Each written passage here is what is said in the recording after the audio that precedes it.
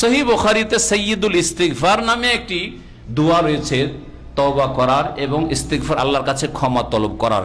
কার মুখস্থ আছে বলতে পারেন? 2-4 জন মাশাআল্লাহ, মুখস্থ আছে কিছু লোকের, মুখস্থ করেন। সকালবেলা যদি একবার পড়ে নেন আর সেই দিনে মারা যান, সহিহ বুখারী হাদিস শোনাচ্ছি, ফামাতা মিন ইয়াউমিহি, সেই দিন যদি মারা যায় ওই ব্যক্তি, দাখালাল জান্নাহ, জান্নাতে যাবে।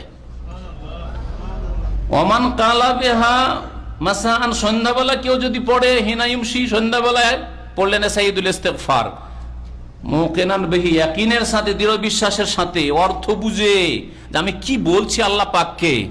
আর সেই রাত্রে যদি ইন্তেকাল হয়, আর ইন্তেকাল হয় রাতে হবে আর না হয় দিনে হবে।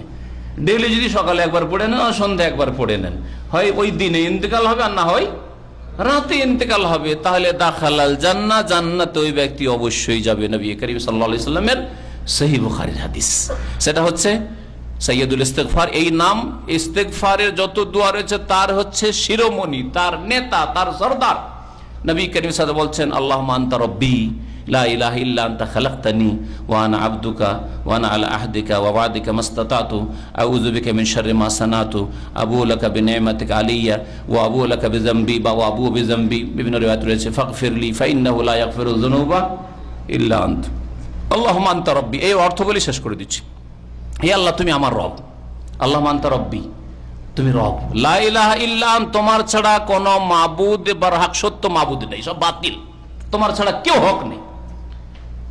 লা ইলাহা ইল্লা আল্লাহুম্মা আনতা রাব্বি লা ইলাহা ইল্লা আনতা খালাকতানি, তুমি আমাকে সৃষ্টি করেছো, আর কেউ করেনি।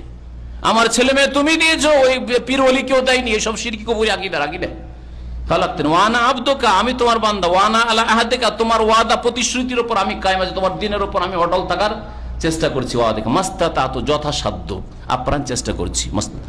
ওয়া আনা আলা আহদিকা ওয়াদিকা মাসতাতাতু আউযু বিকা মিন শাররি মা সানাতু, আল্লাহ তোমার আশ্রয় গ্রহণ করছি ওই সব কাজের বা কথার অনিষ্ট থেকে যা আমি মা সানাতু করেছি, জীবনে যা করেছি পাপ, আর পাপের যে কুফল রয়েছে, অনিষ্ট রয়েছে, কুপ্রভাব রয়েছে, তাদের থেকে তোমার আশ্রয় চাইছি। মানে আমার পাপের কারণে আমাকে ক্ষতিগ্রস্ত করিও না, আমার অন্যায়ের কারণে আমার ছেলে মেয়েকে ক্ষতিগ্রস্ত করিও না, আমার অন্যায়ের গুনাহের কারণে আমার স্ত্রীকে ক্ষতিগ্রস্ত করিও না, আমার অন্যায়ের কারণে আমার বাপ মার রিজিক কেড়ে নিও না। এইভাবে আল্লাহ পাক রিজিক কাড়েন পাপের কারণে, তাই না? নবী করিম সাল্লাল্লাহু আলাইহি ওয়াসাল্লাম সহিহ হাদিস প্রমাণ করে। আপনি আল্লাহর কাছে যেন দোয়া করেন, আল্লাহ আমি অনেক গুনাহ করেছি, আউযু বিকা মিন শাররি মা সানাতু, যা করেছি এই সব কাজের যে অনিষ্ট কুফল কুপ্রভাব মানুষের জীবনে রয়েছে, সেগুলি থেকে তোমার আশ্রয় চাই, আল্লাহ তুমি রক্ষা করি। আল্লাহ আমাকে দুনিয়াতে ক্ষতিগ্রস্ত করিও না, আখিরাতে ক্ষতিগ্রস্ত করিও না, অনিষ্ট থেকে রক্ষা করো। আউযু বিকা মিন শাররি মা সানাতু আবু লাকা বিযামবি, আল্লাহ তোমার সামনে আমার গুনাহ অঙ্গীকার করছি, স্বীকার করছি আমি গুনাহগার। তাহলে গুনাহ স্বীকার করা হচ্ছে বিনয়ী প্রকাশ, বিনয়ী হওয়া, বিনয় প্রকাশ করা। ওয়া আবু লাকা বিযামবি ফাগফিরলি ফাইন্নাহু লা ইয়াগফিরু যুনুবা ইল্লা আনত, হে আল্লাহ তোমার ছাড়া কেউ গুনাহ মাফ করতে পারে না। ওয়া আবু বিযামবি ফাগফিরলি ফাইন্নাহু লা ইয়াগফিরু যুনুবা ইল্লা আনত। এই দোয়া যার মুখস্থ আছে পড়তে অভ্যাস করেন, আর যার মুখস্থ নেই মুখস্থ করেন, কয়েকদিন অভ্যাস করলে ইনশাআল্লাহ তাআলা সব ঠিক হয়ে যায়। আল্লাহ পাক রব্বুল আলামিন যেন আমাদের অন্তর থেকে তওবা করার তৌফিক দান করেন, খুলুসিয়াতের সাথে নিষ্ঠার সাথে আল্লাহর দিকে ফিরে আসার তৌফিক দান করেন। আল্লাহ পাক তার সামনে মার্জনা করার তৌফিক যেন দান করেন, সময় সুযোগ যেন দান করেন, পরিবেশ যেন দান করেন, ঈমান আমল যেন ওই রকম তাজা করে দেন যাতে করে তওবা করতে পারি, সংশোধন করতে পারি, আল্লাহর কাছে ক্ষমা চাইতে পারি। আল্লাহ পাক রব্বুল আলামিন আমাদের এক্ষুনি তওবা করে এই মুবারক মজলিস থেকে ওঠার তৌফিক দান করেন। আমাদের মধ্যে ফরজ ওয়াজিবে যদি ঘাটতি থাকে আল্লাহ তুমি আমাদের মাফ করে দাও এবং সেগুলি পুরা করার তৌফিক দান করো। হারাম নাজায়েজ কাজে আমরা যদি জড়িত থাকি আল্লাহ আমাদের মাফ করে দাও এবং সেগুলি থেকে আমাদের বেঁচে থাকার তৌফিক দান করো।